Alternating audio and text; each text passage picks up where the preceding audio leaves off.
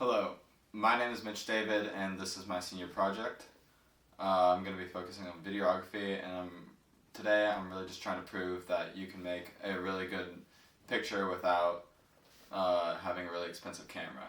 I have the Canon EOS R50 right now. I have a pretty cheap lens on there, and as you can see, the picture and audio don't look and sound that great, but I'm just going to have to change a few things, change the camera settings, change the audio, change the lighting, and I want to really prove that I can make a good picture out of something that's not that expensive.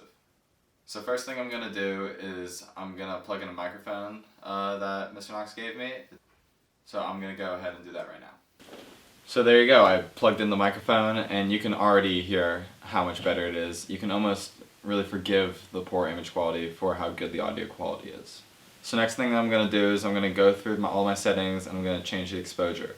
This means dropping the ISO, dropping the aperture, and setting my shutter speed to 60, which is around double my frame rate, which is at 24 frames per second right now.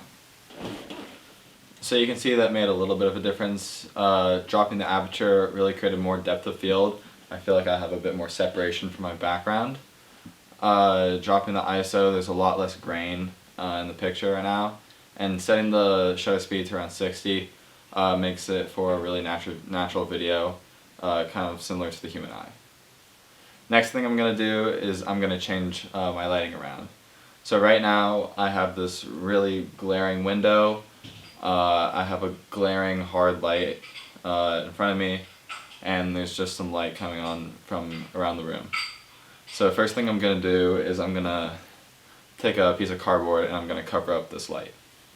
So there's that. You can see there's a bit more of a cinematic shadow on the, I don't know what this is, left side of my face. But we still have this glaring key light in front of me. You can see these really intense shadows when I put my arm up.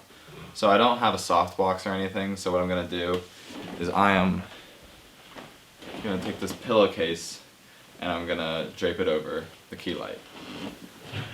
So it's not perfect or anything, there's still some pretty intense shadows, but you gotta work with what you have.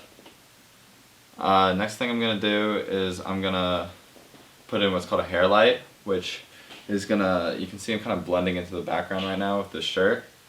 And that's really gonna accentuate my shoulders and my hairline and really separate me from the background.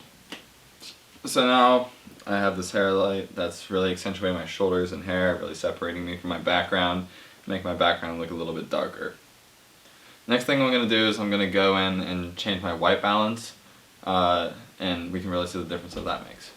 Alright, so I just went in and I changed all my white balance settings. It was originally set really low, but all I had to do was take a picture of something that's naturally white, and it really made my picture a much warmer and comforting tone.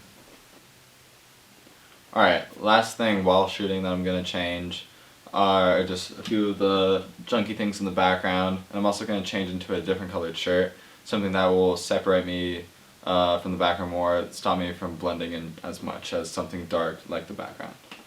Alright, so I changed into a more brightly colored shirt. I cleaned up the background a little bit. Probably the most noticeable thing that I did was I added a practical light. So that was the last thing that I was going to do while filming. Now I'm going to try out a little bit of color grading right now. Alright, much better, right? So this is the end of this video. I know I'm still a beginner, this is my first thing that I'm doing for my senior project, and I have a lot more to go. But I feel like this was a really good starting point for me, really understanding my camera, all of its settings, and shooting in manual, which is kind of the first step of getting to the more advanced level of cinematography rather than shooting in auto. Alright, thank you so much.